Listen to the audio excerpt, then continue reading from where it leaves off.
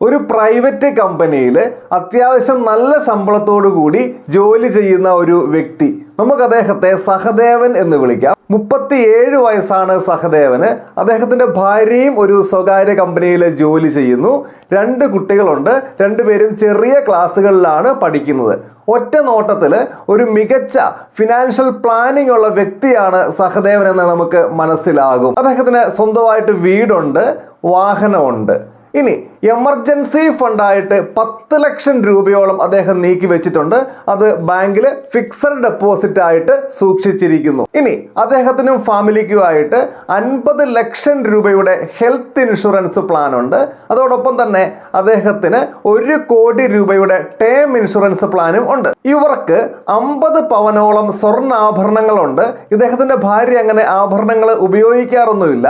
ഈ സ്വർണ്ണാഭരണങ്ങൾ ഇവര് ബാങ്ക് ലോക്കറിൽ സൂക്ഷിച്ചിരിക്കുകയാണ്. മക്കളുടെ വിദ്യാഭ്യാസവും മറ്റു കാര്യമൊക്കെ വരുമ്പോൾ അതിനു വേണ്ടി ഉപയോഗിക്കാൻ വേണ്ടിയാണ് ഇവരുടെ ഒരു പ്ലാനിങ്. സഹദേവൻ എല്ലാ മാസവും 20,000 രൂപ അദ്ദേഹത്തിന്റെ റിട്ടയർമെന്റ് പർപ്പസിന് വേണ്ടി നീക്കി വെക്കുന്നുണ്ട്. ഈ 20,000 രൂപ അദ്ദേഹം ബാങ്കിൽ ഫിക്സഡ് ഡെപ്പോസിറ്റ് ആയിട്ട് ഇങ്ങനെ ഇട്ടുപോവുകയാണ്. എല്ലാ മാസവും 20,000 രൂപ FD ആയിട്ട് ഇങ്ങനെ ഇട്ടുപോകുന്നു. കഴിഞ്ഞ 5 വർഷമായിട്ട് സഹദേവൻ ഇതിങ്ങനെ തുടർന്നുകൊണ്ട് ഇരിക്കുകയാണ്. ഒരു 57 വയസ്സ് വരെയൊക്കെ ജോലി ചെയ്യാം. അതിനുശേഷമുള്ള റിട്ടയർമെന്റ് ലൈഫിന് വേണ്ടി ഒരു കോർപ്പസ് ഉണ്ടാക്കുകയാണ് ഇദ്ദേഹത്തിന്റെ ഒരു പ്ലാൻ. ഇവിടെ സഹദേവന്റെ ഫിനാൻഷ്യൽ പ്ലാനിങ് എല്ലാം തന്നെ മികച്ചതാണ്. ഒന്നൊഴിച്ച് ഒരെണ്ണം മണ്ടത്തരമാണ്. അതേതാണെന്ന് പറയാമോ? അറിയാമെങ്കിൽ പെട്ടെന്ന് തന്നെ കമന്റ് ചെയ്തോ കേട്ടോ. ഏതായാലും ഞാൻ പറയാൻ പോവാണ്. ആ മണ്ടത്തരം ഇതാണ്. റിട്ടയർമെന്റിന് വേണ്ടിയിട്ട് അദ്ദേഹം എല്ലാ മാസവും 20,000 രൂപ മാറ്റി വെക്കുന്നുണ്ട്. അത് ഫിക്സഡ് ഡെപ്പോസിറ്റിലേക്കാണ് അദ്ദേഹം കൊണ്ടുപോയി ഇടുന്നത്. അതൊരു വലിയ മണ്ടത്തരമാണ്. ഫിക്സഡ് ഡെപ്പോസിറ്റ് മോശമായതുകൊണ്ടല്ല അങ്ങനെ പറയുന്നത്. അദ്ദേഹം എമർജൻസി ഫണ്ട് FDയിൽ സൂക്ഷിച്ചിരിക്കുകയാണല്ലോ, അത് നല്ല കാര്യമാണ്. അത് അവിടെ തന്നെ ഇടേണ്ടത്, ആ കാര്യം സംശയമൊന്നുമില്ല. എന്നാൽ റിട്ടയർമെന്റിന് വേണ്ടി ഇദ്ദേഹം മാറ്റിവെക്കുന്ന തുക ഇങ്ങനെ FDയിൽ സേവ് ചെയ്യുകയല്ല വേണ്ടത്. മറിച്ച് അത് എന്ത് ചെയ്യണം? ഇൻവെസ്റ്റ് ചെയ്യണം. FDയിൽ പൈസ ഇടുക എന്ന് പറഞ്ഞാൽ എന്താ? അത് സൂക്ഷിച്ചു വെക്കുക എന്നാണ് അതിന്റെ അർത്ഥം. ഇപ്പോൾ നിങ്ങളുടെ കയ്യിൽ 10 മാങ്ങയുണ്ട്. ആ മാങ്ങ ഇപ്പം നിങ്ങൾക്ക് കഴിക്കണ്ട, ഒരാഴ്ച കഴിഞ്ഞ് കഴിച്ചാൽ മതി. അപ്പോൾ ഒരാഴ്ച വരെ എന്ത് ചെയ്യാം? നിങ്ങൾക്ക് വേണമെങ്കിൽ ഫ്രിഡ്ജിൽ സൂക്ഷിച്ചു വെക്കാം. ഇനി ഈ മാങ്ങ ഇപ്പോഴൊന്നും കഴിക്കണ്ട, 20 കൊല്ലം കഴിഞ്ഞ് കഴിച്ചാൽ മതിയെങ്കിൽ എന്താ ചെയ്യണ്ടേ? ഫ്രിഡ്ജ് വെക്കുവാണോ വേണ്ടത്? അല്ല. പിന്നെ എന്ത് ചെയ്യണം? ഈ മാങ്ങയെല്ലാം എന്ത് ചെയ്യണം? നടണം. മാങ്ങാണ്ടി ആക്കിയിട്ടത് നടണം. അപ്പോൾ എന്ത് ചെയ്യും? 20 കൊല്ലം ആകുമ്പോഴത്തേനും ഒരുപാട് മാവുകൾ, അനേകായിരം മാങ്ങകൾ, അതല്ലേ വരാൻ വേണ്ടി പോകുന്നേ? യെസ്, ഇവിടെയും അത് തന്നെയാണ് ചെയ്യേണ്ടത്.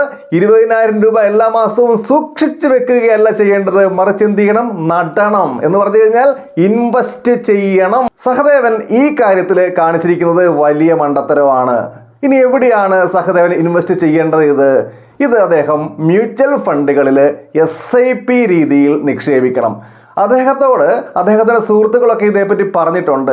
അപ്പോൾ അദ്ദേഹം പറഞ്ഞത് FD ആണെങ്കിൽ റിസ്ക് ഒട്ടുമില്ലല്ലോ എന്ന് മാത്രമല്ല, എപ്പോഴും എന്താണ് ഫിക്സഡ് ആയിട്ടുള്ള ഒരു റേറ്റ് ഓഫ് റിട്ടേൺ ഇങ്ങനെ കിട്ടിക്കൊണ്ടിരിക്കും. നമ്മുടെ പൈസ മുകളിലോട്ട് മാത്രമേ പോകുള്ളൂ, ഗ്രോ ചെയ്യുക മാത്രമേ ഉള്ളൂ, അല്ലാതെ കയറി ഇറങ്ങുമൊന്നും ഇല്ലല്ലോ എന്നൊക്കെയാണ് സഹദേവൻ പറയുന്ന ന്യായീകരണങ്ങൾ. പക്ഷെ ഇത് വലിയ മണ്ടത്തരമാണ്. ഈ 20,000 രൂപ FD ആയിട്ട് ഇങ്ങനെ ഇട്ടുപോകുന്നതും ഈ 20,000 രൂപ സഹദേവൻ അദ്ദേഹത്തിന് ഏറ്റവും സ്യൂട്ടബിൾ ആയിട്ടുള്ള മ്യൂച്വൽ ഫണ്ടുകളിൽ SIP ആയി നിക്ഷേപിച്ച് പോകുന്നതും തമ്മിൽ വളരെ വലിയ വ്യത്യാസമുണ്ട്. എന്ന് പറഞ്ഞു കഴിഞ്ഞാൽ മാങ്ങ ഫ്രിഡ്ജിൽ സൂക്ഷിക്കുന്നത് പോലെയും മാങ്ങ നടുന്നത് പോലെയുള്ള വ്യത്യാസം. FDയിൽ ഇങ്ങനെ 20,000 രൂപ ഇട്ട് പോവുകയാണെങ്കിൽ 5 വർഷം ആവുമ്പോഴത്തേനും മൊത്തം 12 ലക്ഷം രൂപയോളം ഇൻവെസ്റ്റ് ചെയ്യും. ഈ 12 ലക്ഷം രൂപ നമ്മളൊരു 7% ഇൻട്രസ്റ്റ് റേറ്റ് കൂട്ടാം കേട്ടോ. ഒരു 2,30,000 രൂപ കിട്ടും 5 കൊല്ലം കൊണ്ട് പലിശ. എന്ന് പറഞ്ഞു കഴിഞ്ഞാൽ നമ്മുടെ ഇൻവെസ്റ്റ്മെന്റ് എത്രയായി മാറും? 14,30,000 രൂപയായിട്ട് മാറും. ഇനി ഇതിങ്ങനെ മ്യൂച്വൽ ഫണ്ടിൽ ഇട്ടു പോയിരുന്നുവെങ്കിലോ? 5 വർഷം എന്ന് പറയുന്നത് അത്ര വലിയ ലോങ് പീരീഡ് അല്ല. അതുകൊണ്ട് തന്നെ മ്യൂച്വൽ ഫണ്ട് കയറി ഇറങ്ങിയൊക്കെ പോകുള്ളൂ എന്ന് മാത്രമല്ല SIP ഇൻവെസ്റ്റ്മെന്റ് ജേണിയിലെ ഇയർലി ഫേസ് ആണ് ആദ്യത്തെ 5 വർഷങ്ങൾ. ആ ഒരു സമയത്ത് നമ്മൾ റിട്ടേൺ അല്ല പ്രതീക്ഷിക്കേണ്ടത്, ഗ്രോത്ത് അല്ല പ്രതീക്ഷിക്കേണ്ടത്, മറിച്ച് എന്താണ് കൂടുതൽ യൂണിറ്റുകൾ നമ്മുടെ പെട്ടിയിലാക്കുക എന്നുള്ളതാണ്. അതുകൊണ്ട് 5 കൊല്ലത്തെ കാര്യം ഇവിടെ പറയുന്നില്ല. ചിലപ്പോൾ FD ഇടുന്നതിനേക്കാൾ വളരെ വലിയ നേട്ടം ഉണ്ടായിരിക്കും, ചിലപ്പോൾ അത്രേ ഉണ്ടാവുള്ളൂ, ചിലപ്പോൾ അതിനേക്കാൾ അല്പം കുറവായിരിക്കും. എന്നാൽ ഒരു 10 വർഷമൊക്കെ ആവുമ്പോഴത്തേനും കഥ മാറും കേട്ടോ. ഫിക്സഡ് ഡെപ്പോസിറ്റിന്റെ കേസിൽ മൊത്തം 24 ലക്ഷം രൂപ നിക്ഷേപിച്ചിരിക്കും. ഏതാണ്ട് 10,60,000 രൂപയോളം ഇൻട്രസ്റ്റ് ആയിട്ട് വന്നിരിക്കും. എന്ന് പറഞ്ഞു കഴിഞ്ഞാൽ 34,60,000 രൂപയോളം ആയിരിക്കും നമ്മുടെ കോർപ്പസ് എവിടെ? ഫിക്സഡ് ഡെപ്പോസിറ്റിൽ. ഇനി മ്യൂച്വൽ ഫണ്ടിലേക്ക് നോക്കിയാലോ, ഇൻവെസ്റ്റ് ചെയ്ത എമൗണ്ടിൽ വ്യത്യാസമൊന്നുമില്ല. എത്ര തന്നെയാണ്? 24 ലക്ഷം. നമ്മളൊരു 12% എന്ന ആവറേജ് ആനുവൽ റിട്ടേൺ വെച്ച് കൂട്ടിയാൽ പോലും ലഭിക്കുന്ന റിട്ടേൺ 22 ലക്ഷം രൂപയാണ്.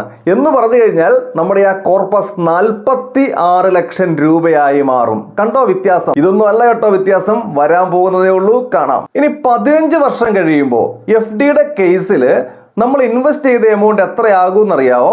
36 ലക്ഷം രൂപയാകും. പലിശയായിട്ട് ഏതാണ്ട് 27 ലക്ഷം രൂപയോളം വരും. നമ്മുടെ ആ ഇൻവെസ്റ്റ്മെന്റ് FDയിൽ എത്രയായിട്ടുണ്ടാവും? അപ്പത്തേനും 63 ലക്ഷം രൂപയോളം ആയി മാറിയിട്ടുണ്ടാവും. എന്നാൽ SIPയിലോ ഇൻവെസ്റ്റ്മെന്റ് 36 ലക്ഷം രൂപ തന്നെയാണ്. നമ്മൾ 12% എന്ന നോർമൽ റേറ്റ് ഓഫ് റിട്ടേൺ വെച്ച് കൂട്ടിയാൽ പോലും നമുക്ക് ലഭിക്കാൻ പോകുന്ന റിട്ടേൺ ഏതാണ്ട് 64 ലക്ഷം രൂപയാണ്. എന്ന് പറഞ്ഞു കഴിഞ്ഞാൽ നമ്മുടെ കോർപ്പസ് 1 കോടിയായി മാറിയിട്ടുണ്ടാവും. കണ്ടോ വ്യത്യാസം? വളരെ വലിയ വ്യത്യാസമാണ്. ഇനി 20 വർഷം കഴിയുമ്പോഴത്തേനുമോ FDയിലാണ് എങ്കിൽ നമ്മൾ ഇൻവെസ്റ്റ് ചെയ്യുന്ന എമൗണ്ട് ഏതാണ്ട് 48 ലക്ഷം, പലിശ ഏകദേശം 56 ലക്ഷം രൂപയോളം വരും. മൊത്തം കോർപ്പസ് FDയിൽ 1,04 ലക്ഷം. എന്നാൽ മ്യൂച്വൽ ഫണ്ടിൽ SIP ചെയ്യുകയാണ് എങ്കിൽ ഇൻവെസ്റ്റ് ചെയ്യുന്ന എമൗണ്ടിൽ വ്യത്യാസമൊന്നുമില്ല. എത്ര തന്നെയാണ്? 48 ലക്ഷം. ലഭിച്ചേക്കാവുന്ന റിട്ടേൺ 1,50 ലക്ഷമാണ്.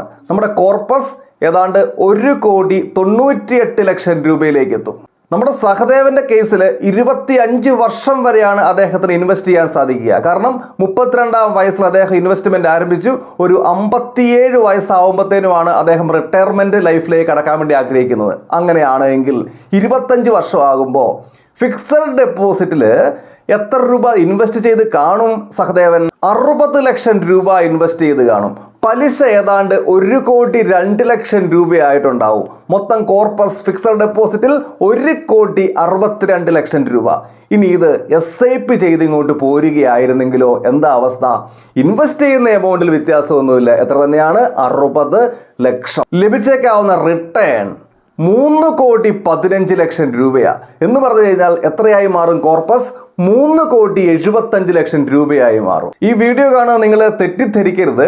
ഫിക്സഡ് ഡെപ്പോസിറ്റ്, ചിട്ടി, റിക്കറിംഗ് ഡെപ്പോസിറ്റ്, മ്യൂച്വൽ ഫണ്ട് ഇവയെല്ലാം നല്ലതാണ്. ഒന്നും മോശമല്ല, ഒന്ന് മറ്റൊന്നിന് പകരവുമല്ല.